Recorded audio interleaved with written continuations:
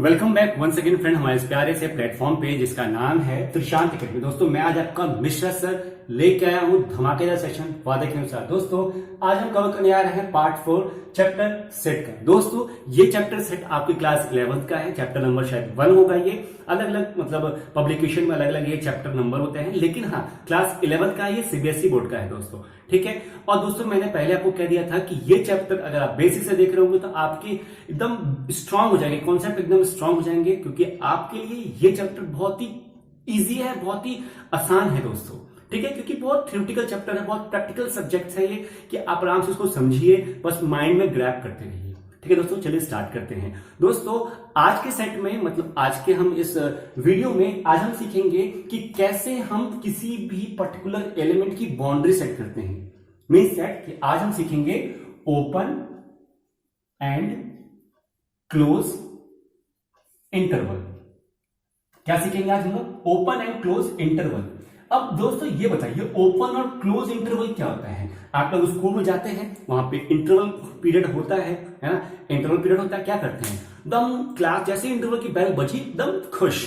क्यों? कि आज अब हमको इस टाइम से लेकर इस टाइम तक हम फ्रीडम है, कहीं भी घूम सकते हैं। कैफेटेरिया जाओ वहां खा लो, ठीक है, किसी भी कॉरिडोर में घूम लो, ठीक है, वॉशरूम में चले जाओ या कहीं भी मतलब अपने फ्रेंड से मिल लो, एकदम ओपन रहते हैं। लेकिन जैसे ही फिर इंटरवल की पहले बच जाती है, मतलब इंटरवल जब ओवर हो रहा होता है उस टाइम फिर से आप बाउंड हो जाते हो अपने क्लास में आके, और फिर 4 पीरियड 3 पीरियड्स के लिए आप क्या होते हैं बाउंडेड रहते हैं अपने पीरियड में, है ना। तो दोस्तों यही इंटरवल का मतलब यहां है। मींस दैट हमें एक बार इंटरवल ओपन मिलेगा, एक बार इंटरवल क्लोज मिलेगा। अब ये ओपन और क्लोज से क्या मतलब हुआ? ओपन मतलब खुला रास्ता है, क्लोज मतलब बंद रास्ता है ना। क्लोज है मतलब इंटरवल तो मिला हमको लेकिन वो क्लोज है, हमें फ्रीडम तो है लेकिन वो क्लोज है। चीजें समझ में आ रही है आपको?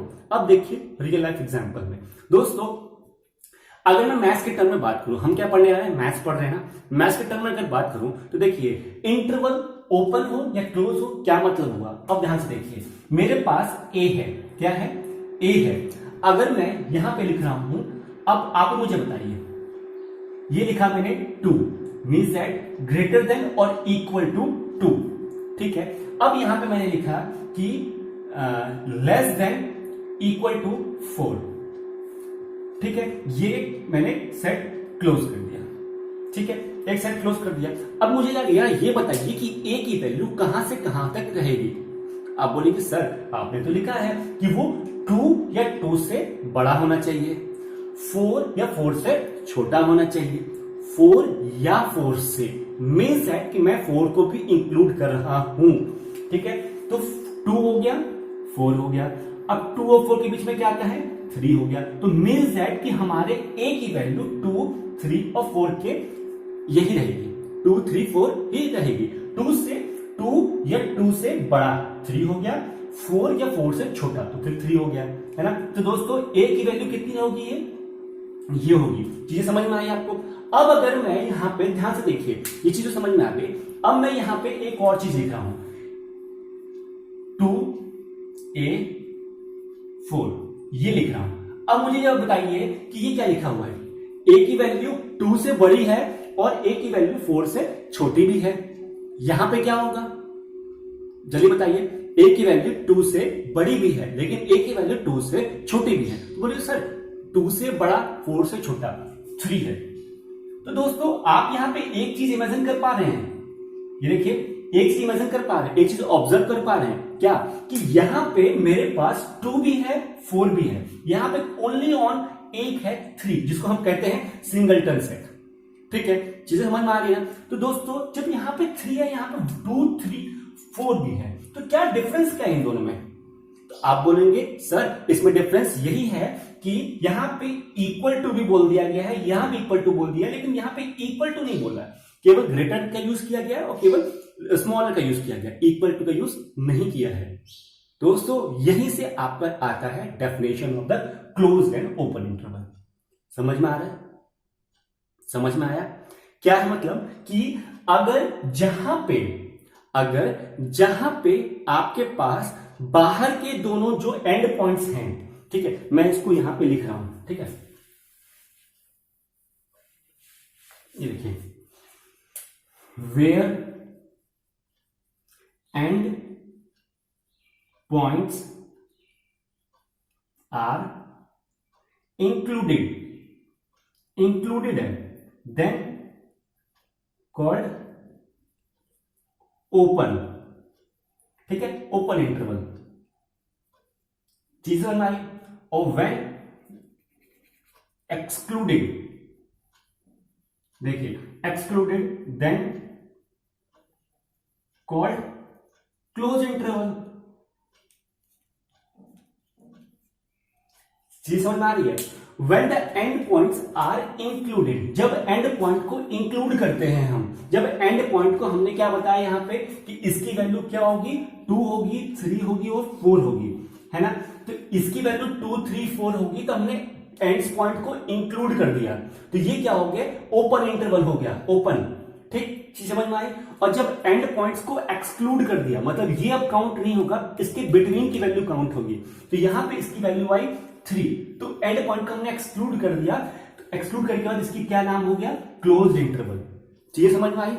ओपन और क्लोज का मतलब क्या हुआ, जब आखिरी के दोनों पॉइंट को हमने हटा दिया तो वो हो गया हमारा क्लोज, और इंक्लूड कर लिया तो हो गया ओके। तो यहां तक चीजें समझ में आ गई। अब हम सीखेंगे इसके सिंबल, इसको हम कैसे रिप्रेजेंट करते हैं। फ्रेंड्स देखिए, जब हमारे पास बात आती है, यहां पे इसको मैं हटा रहा हूं, ठीक है, ये चीज आपको समझ में आ गई है, ठीक है। मैं फिर से अगेन एक एग्जांपल लेके आता हूं। देखिए, जब हम बात करते हैं ओपन इंटरवल की, ओपन, ठीक है, जब हम बात करेंगे ओपन इंटरवल की, तो दोस्तों हम ऐसे डिनोट करते हैं, ये और ये, ठीक है।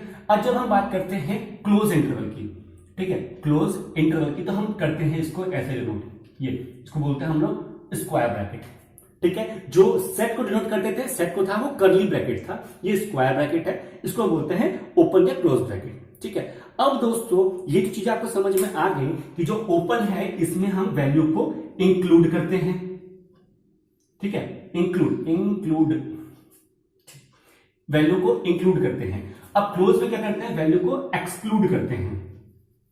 ये चीज क्लियर होगी इतना, ठीक है। इंक्लूड कर दिया और वैल्यू को, एक मिनट स्पेलिंग थोड़ा सा, इंक्लूड, ठीक है, इंक्लूड कर दिया, इसको वैल्यू को एक्सक्लूड कर दिया।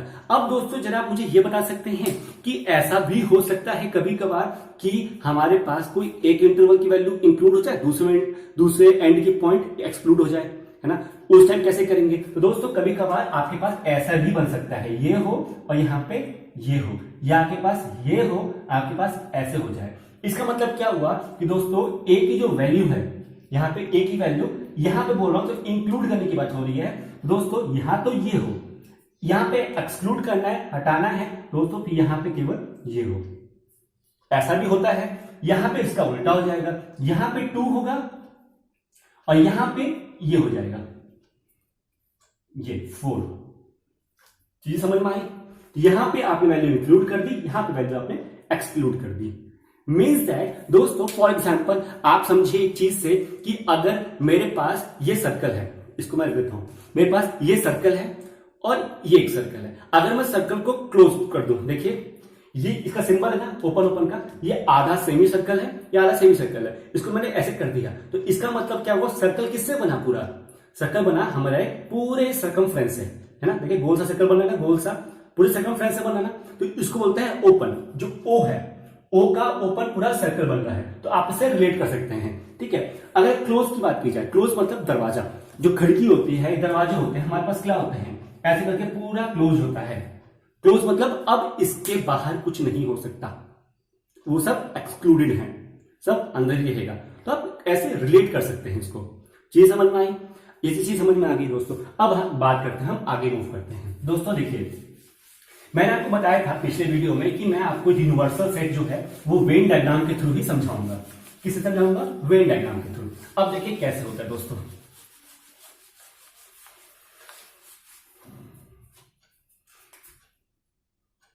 वेन डायग्राम के आपको एक मिनट रुक जाइए। वेन डायग्राम से पहले एक चीज कॉन्सेप्ट आप समझिए,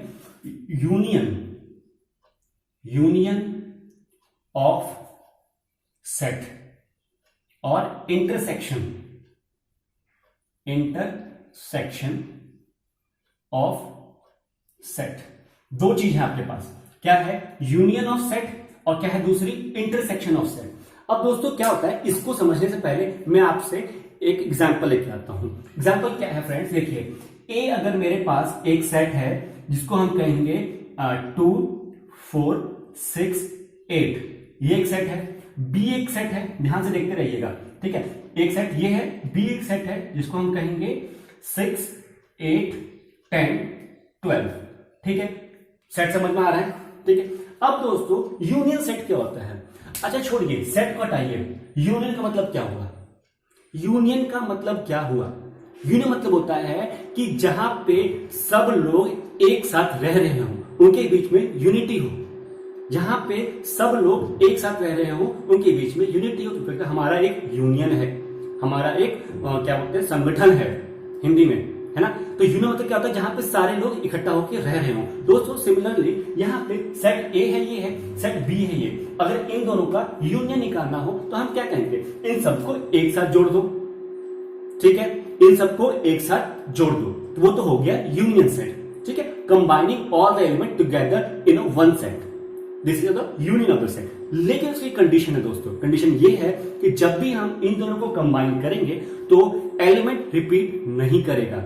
जैसे कि यहां पे आप देख सकते हैं कि मैं इसको कंबाइन करूं, यहां पे 2 4 अलग है, 3 6 8 अलग है। लेकिन फ्रेंड्स यहां पे देखिए 6 और 8 दोबारा आ रहा है, तो मैं दोबारा नहीं लिखूंगा। देखिए मैं अगर यूनियन बनाऊंगा तो ये लिखूंगा मैं 2 4 6 8, लेकिन अब यहां भी 6 8 है, दोबारा नहीं लिखूंगा, मैं डायरेक्ट लिखूंगा 10 और 12, ये लिख दिया मैंने।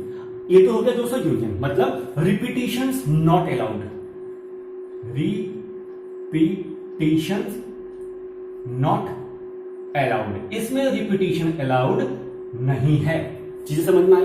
अब दोस्तों ये तो बात होगी मैंने लिखा कैसे, लेकिन इसका भी एक पर्टिकुलर सिंबल होता है। सिंबल क्या होता है, सिंबल ये होता है कि अभी तक आपने क्या लिखा था, ए, अभी तक आपने लिखा था बिलोंग्स टू का ये सिंबल हुआ, सबसेट का ये सिंबल हुआ। अब हमारे पास यूनियन और इंटरसेक्शन के दो अलग अलग सिंबल हैं, ठीक है। तो यूनियन का सिंबल होता है दोस्तों ये ए, ये होता है A union B, U for union. चीजें क्लियर, ए यूनियन बी का हमारे पास जस्ट एक सिंबल ये हो गया, ठीक है। तो इसका सिंबल हुआ हमारे पास दोस्तों ये वाला, ठीक। ये यू का नीचे वाला नहीं बनाना, बस ऐसे बनाना है, ठीक है। जी समझ में आई। अब दोस्तों नेक्स्ट मूव करते हैं हम इंटरसेक्शन। इंटरसेक्शन का मतलब क्या हुआ, what do you mean by intersection. एक लाइन ये जा रही थी जाए, एक लाइन ये जा रही थी जू, दोनों जा रही थी, कहां पे इंटरसेक्ट की, यहां पे इंटरसेक्ट की। तो मीन्स दैट वो पर्टिकुलर एलिमेंट पे ही तो इंटरसेक्ट करेंगी, वो पर्टिकुलर पॉइंट पे तो इंटरसेक्ट करेंगे, ऐसे भी इंटरसेक्ट करेंगी, तो इसको कहते हैं ओवरलैप। ये ऐसे करेंगे ना, और ऐसा भी नहीं कि ऐसे कर दे इंटरसेक्ट कि दो पॉइंट पे इंटरसेक्ट, ऐसा तो नहीं होगा ना। लाइन तो स्ट्रेट लाइन होती है, सब चीजें समझ में आ रही हैं, तो एक ही पॉइंट पे इंटरसेक्ट करेंगे। सिमिलरली हमारे सेट पे भी है, मींस दैट एक ऐसा पॉइंट आएगा जहां पे दोनों के बीच में कोई कॉमन पॉइंट्स आएंगे, कॉमन मेंबर्स आएंगे, उसको हम कहेंगे इंटरसेक्शन। जैसे कि यहां पे देखिए 2 4 6 8 है, यहां पे क्या है 6 8 10 12। तो आप क्या मुझे देख के बता सकते हो कि इसमें कॉमन पॉइंट क्या है। दोस्तों उसके कॉमन पॉइंट है 6 और 8, ठीक है। तो उसको कैसे लिखेंगे, यहां पे 6, 8, खत्म। अब बात होती है इंटरसेक्शन को कैसे हम डिनोट करते हैं। दोस्तों यूनियन क्या था, वो सबको लेके चल रहा था। इंटरसेक्शन क्या है, वो केवल कुछ ही मेंबर को लेके चल रहा था। तो उसका उल्टा हो गया ना। तो दोस्तों उल्टा हो गया, तो यू का उल्टा क्या हो गया, ये होता है दोस्तों इंटरसेक्शन का सिंबल। समझ में, यू का सिंबल मतलब यूनियन का सिंबल यू है, इंटरसेक्शन का सिंबल स्मॉल एन है। फर्क ये है कि हमें यू लिखते समय ऐसे नहीं करना और एन लिखते समय ऐसे नहीं करना, ये वाला सिंबल नहीं लाना है, इन दोनों को हटा देना है। ये देखिए हटा दिया, तो ये हो गया यूनियन का सिंबल और ये हो गया इंटरसेक्शन का सिंबल। चीज समझ में आई। तो यहां पे मैं लिखूंगा ए इंटरसेक्शन बी। तो आज आपको सारी चीजें समझ में आई है ना। तो फटाफट मुझे ये कमेंट करके बताइए कि सर हमें समझ में आ गया, और उसके लिए आपको एक लाइक करना पड़ेगा।